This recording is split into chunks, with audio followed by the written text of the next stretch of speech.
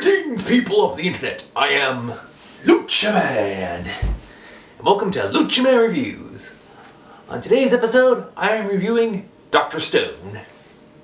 Alright, so we're 3 episodes in, and... Okay, so what is Dr. Stone? Well, first off, Dr. Stone will take place a couple of years into the future.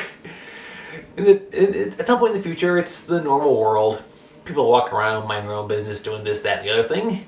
And we meet 2 high school students, a guy named Senku and another guy named Taiju. Senku is a very brilliant, gifted young man, and Kaiju is this, I guess, meathead of sorts, I guess. All brawn. No, not meathead. He's majority brawn, semi-average brain, but very good heart.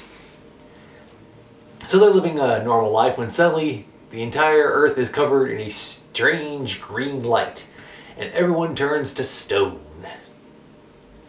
Yeah, so now the world is now populated with a whole bunch of human statues. And of course, since people were doing stuff while this happened, naturally disasters happen. Planes crash, cars crash, fires start, and it is just a grand mess. So, how long does this petrification last? Well, we then jump ahead 3,700 years into the future. So roughly the year 5,700 and something. The 2 protagonists that I mentioned earlier, they have emerged from their stone entrapment, and they are now the last 2 humans on Earth. Their goal? They want to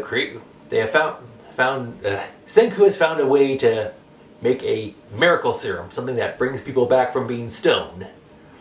And so now their quest is to try to bring people out from, I guess what would now be considered the second Stone Age, and try to rebuild the world. Now, an interesting thing I heard is that if humanity was to up and disappear from the Earth completely, just instantly, in just a mere 1,000 years, all traces of humanity would be completely gone. And that theory kind of comes into play for this show. It shows how the world would react if, like, in the future buildings are gone, cars are gone, almost everything human made is completely gone. It's pretty interesting. Fortunately, we have the brains and the brawn to help get our planet back, to get humanity back. Senku he's really smart. Hang on a second.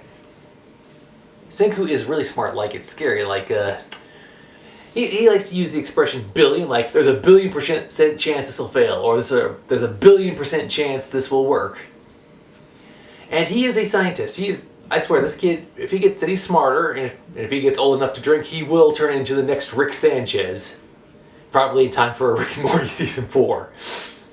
Yeah, so this kid is really smart. He's smart, he has a bit of an attitude, but hey, at least he's trying to do the right thing. He wants to bring everyone back.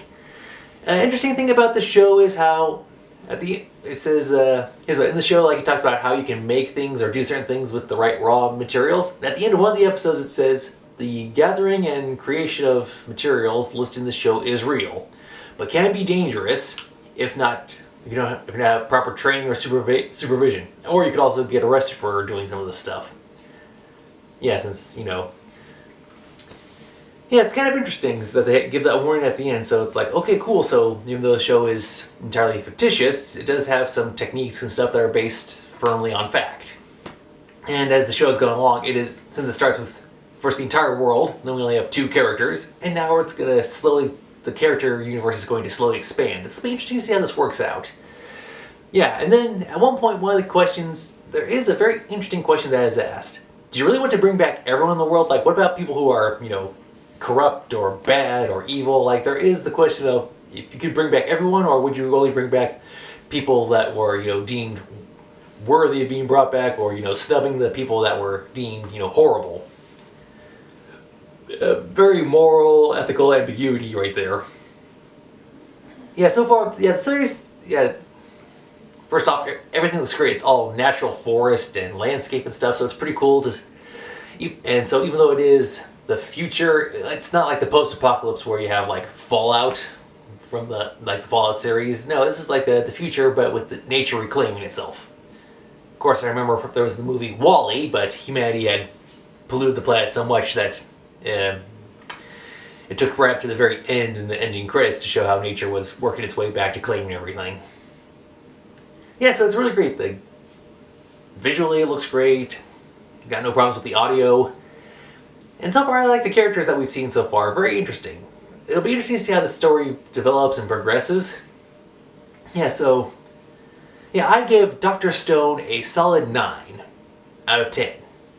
Aside from the whole petrification thing, everything seems to be pretty grounded with like stuff like you use this chemical to make soap, or you use this chemical to make a mirror, blah blah blah. It's pretty interesting. It's fiction, in fact, merged together in a pretty cool way.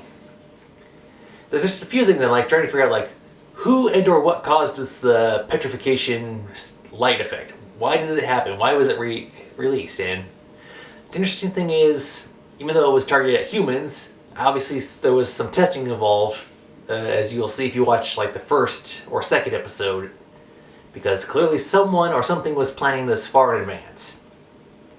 And it'll be interesting to see, like, will we only see humans as they are unlocked through the miracle serum, or did somehow some humans manage to survive the great petrification? Only time will tell. Until next time, this has been Lucha Man for Lucha Man Reviews, saying thank you for watching, and as always, have a nice day.